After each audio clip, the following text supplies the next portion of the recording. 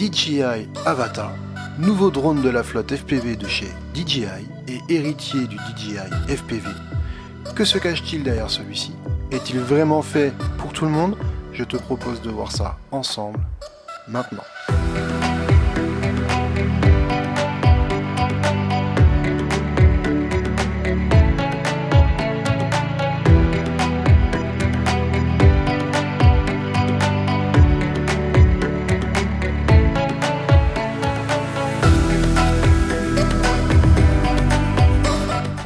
Et salut! Aujourd'hui on est là pour parler de cette petite merveille, le DJI Avata. Il y a pas mal de points à aborder et de choses à voir ensemble. Je te propose déjà de me présenter. Moi c'est Émeric, passionné d'images, de vidéos, de photos en tout genre, passionné par la nature, le sport et la nouvelle technologie. Donc aujourd'hui sur cette chaîne, je te propose de venir avec moi découvrir le monde merveilleux du sport, des nouvelles technologies de la nature, parce que pour moi, tout peut cohabiter si c'est utilisé de façon correcte.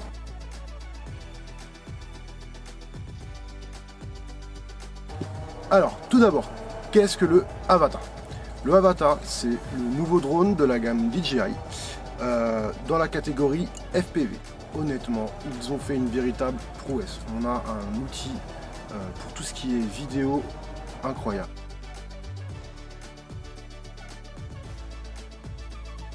Alors, qu'est-ce que le FPV?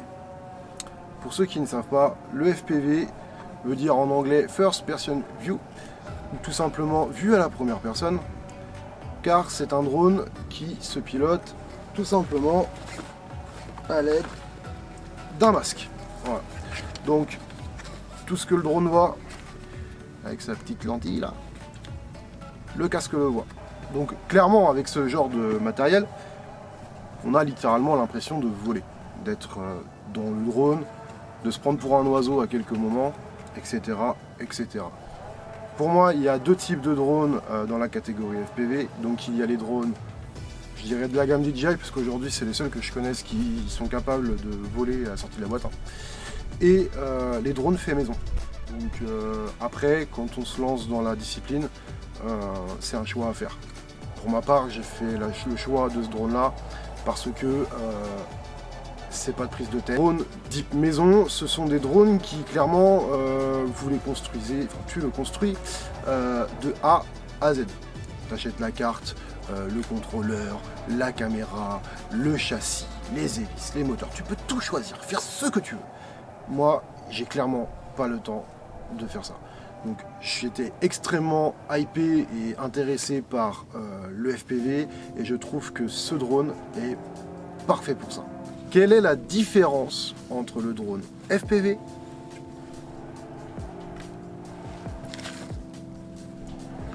et les drones stabilisés?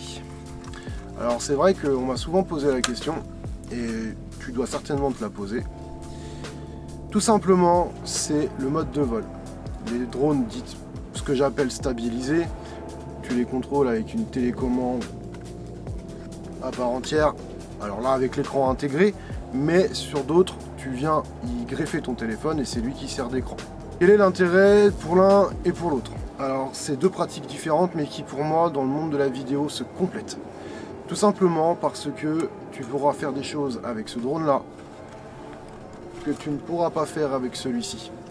Et vice et versa. C'est-à-dire qu'aujourd'hui, ce drone-là, tu vas vraiment avoir cette impression de voler, de pouvoir faire des chutes, de vraiment tout faire.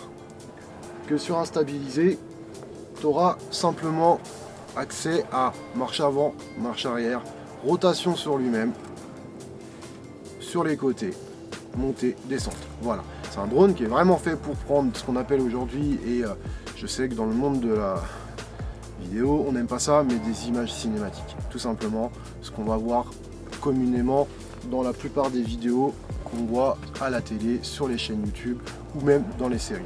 Bon, inconvénient de tourner en extérieur, la pluie commence à tomber, donc on va finir ça à la maison.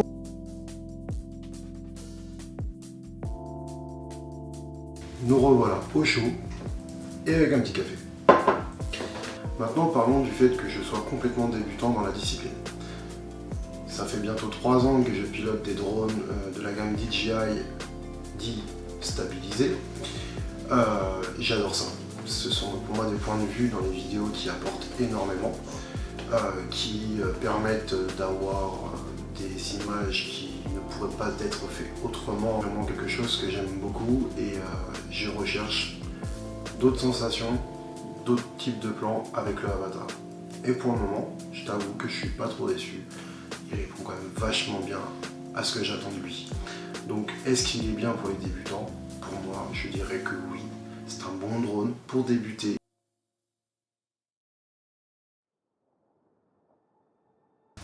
Maintenant, parlons du Motion Controller. Alors, je m'explique. Le Motion Controller, c'est ça. Donc c'est tout simplement la manette qu'aujourd'hui vous trouvez dans la grande majorité des packs vendus par DJI. Alors, je le dis tout de suite, moi le premier, je veux passer sur une manette. Parce que ça, c'est bien pour apprendre. Mais t'es vite bridé, qu'on se le dise. Le mode de vol intégré au drone ne prend pas en compte le mode manuel, je vais m'expliquer juste après, avec le Motion Controller. C'est-à-dire que vous n'avez que des modes dits stabilisés. Maintenant, moi ce que je trouve bridant, c'est que déjà la vitesse elle est bridée, on ne peut pas dépasser une certaine vitesse avec le drone. Donc quand on fait des plans en hauteur, au-dessus des arbres, etc., on va avoir ce petit problème qui fait que clairement on a l'impression d'être au ralenti, quoi. Seule la manette pourra le permettre. Et ensuite les mouvements sont vachement moins précis. Alors oui, cet objet est une très bonne chose pour moi, pour apprendre et je dirais découvrir le FPV. Mais sur un plan, je dirais, vidéo et amateur qui veut aller plus loin, honnêtement à un moment donné je pense qu'on se retrouve un peu bridé avec cette manette. Tous les plans que je vais vous mettre dans cette vidéo sont tournés grâce à cette manette, mais pour moi honnêtement il y a un paquet de fois où je suis frustré par le potentiel de ce Motion Controller. Donc en résumé, pour moi il est très bien, mais vivement la manette.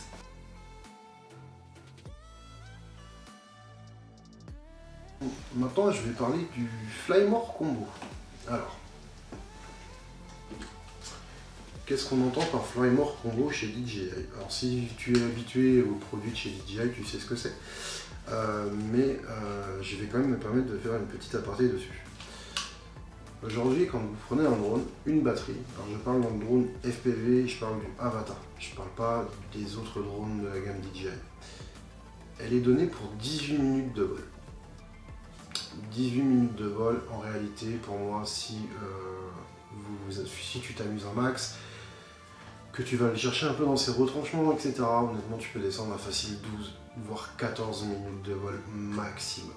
Mais malgré tout, dans le monde du FPV, voler pendant 14 minutes avec un drone, on le fait pas. Enfin, moi, je sais que tous les gars que je suis, honnêtement, ils ne volent pas aussi longtemps avec ce qu'on appelle une lipo. Voilà. Donc moi je conseille tout simplement de prendre le kit que DJI vend. Alors, il n'est pas donné, je crois qu'il a 249 € en plus du drone. Mais pour moi c'est une obligation en quelque sorte, parce que cumuler, ça peut te permettre de voler pratiquement 3 quarts d'heure. Voilà. On va dire globalement tu peux voler 3 quarts d'heure. Qu'on se le dise, hein, tu fais pas 3 quarts d'heure de FPV. À un moment donné, tu es obligé de ressortir de ton masque parce que. Voilà. Et puis, au moment donné, tu as fait le tour de ton spot. Donc, vivement conseillé le pack Flymore Combo. 3 batteries. Donc, 2 batteries supplémentaires, pardon. Tu as toujours une batterie de fournie avec le drone.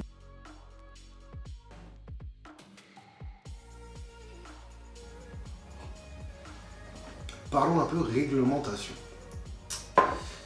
Je m'explique. Dans le monde du drone, aujourd'hui, il faut savoir que le drone, qu'il soit de loisirs, professionnel, FPV, agricole, militaire, peu importe, il est régi et géré par la DGAC, donc la Direction Générale de l'Aviation Civile. Quand on a un drone comme le Mini 3 Pro qui pèse moins de 250 grammes, je dirais qu'il y en a un paquet qui vont dire bah, je m'en fiche, je fais moins de 250 grammes, je ne suis pas concerné par ce que la DGAC décide. Je ne mets pas mon avis là-dessus, parce que pour moi c'est une connerie. Pour la simple et bonne raison qu'aujourd'hui en France, il y a trop souvent des gens, des jeunes, des moins jeunes, parce qu'il n'y a pas que les jeunes qui font le con, qu'on se le dise, qui utilisent les drones de moins de 250 grammes n'importe comment. Je m'explique. De voir des drones voler en bord de plage. Et moi j'ai vu l'expérience à Noirmoutier, au-dessus de personnes, etc. Et c'est pas un petit regroupement de moins de 10 personnes, on parle quand même de plage bondée. Et de voir un ado boutonneux piloter son drone, bah c'est dangereux en fait. Parce que malgré tout, le drone fait que 250 grammes, mais s'il chute pour une raison X ou Y, qu'il arrive en bas, qu'il redémarre, il peut blesser des gens. Et de toute façon, c'est interdit par la loi. La zone était ce qu'on appelle une NFZ, donc une No-Fly Zone, zone interdite de vol, par la DGAC et par l'Europe. Donc, pour moi, il est important. Je considère qu'il faut faire un point réglementation pour tous les drones. Aujourd'hui, il y a un site qui s'appelle Alpha Tango, qui appartient au gouvernement et qui permet de préformer tout le monde, que ce soit pour le loisir et le professionnel, dans le drone en règle générale et expliquer les bases de pourquoi j'utilise mon drone et pourquoi je ne peux pas utiliser mon drone. Voilà. Il y a des endroits où on peut ou on ne peut pas, tout simplement. Aujourd'hui, le drone FPV a pour moi une législation bien à part, dans le sens où il y a une chose qu'il faut retenir dans le drone, tout simplement, quand on l'utilise, il faut toujours l'avoir à vue. Donc concrètement, je fais voler mon Mini 3 Pro, bah, je dois l'avoir à vue. Je ne peux pas l'envoyer à 10 km en disant ouais, c'est pas grave, j'ai le retour vidéo. Non, la loi l'interdit. Voilà, tout simplement. Si la vidéo t'a plu et que tu veux voir la suite, n'hésite pas à t'abonner, à mettre un petit pouce bleu, un commentaire, ça fait plaisir. Je vous mets dans la description le compte d'un ami qui mérite aussi qu'on jette un coup d'œil sur son compte parce qu'il fait vraiment de très belles images. Et d'ailleurs, des projets sont prévus avec lui l'année prochaine, donc abonne-toi pour pouvoir voir la suite.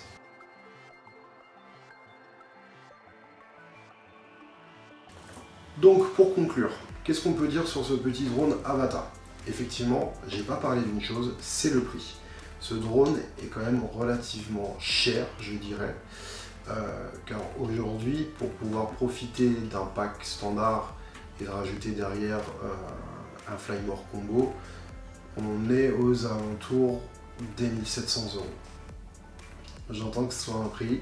Maintenant, si tu veux que ce soit vraiment une passion, que tu veux vraiment te mettre à fond dedans, malheureusement aujourd'hui, j'ai pas les comparatifs réels sous la main, mais pour faire un drone maison, ça sera quasiment plus cher. Voilà. Donc, pour ce qui est de prix, malheureusement, on peut trop rien dire. Après, pour ce qui est du drone en lui-même, il est plaisant, peu encombrant, ce que j'appelle RTF, donc Ready to Fly. Tout simplement, tu le prends, tu le sors de la boîte, Finalement, est-ce que je peux te le conseiller?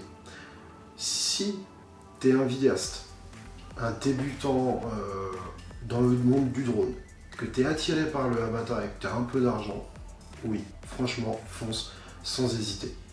Donc pour moi, la réponse est oui, ce drone est fait pour tout le monde, parce que clairement, il apporte le confort de ne pas prendre beaucoup de place, d'être RTF, d'être tout simplement hyper efficace dans ses mouvements, dans ce qu'il fait. Et j'ai rien à dire d'autre en fait. Donc je suis pas là pour vous le vendre encore une fois, mais si vous en avez envie, je vous mets des liens dans la description pour aller l'acheter. C'était Emeric, je vous dis à la prochaine et n'oubliez pas de profiter à fond.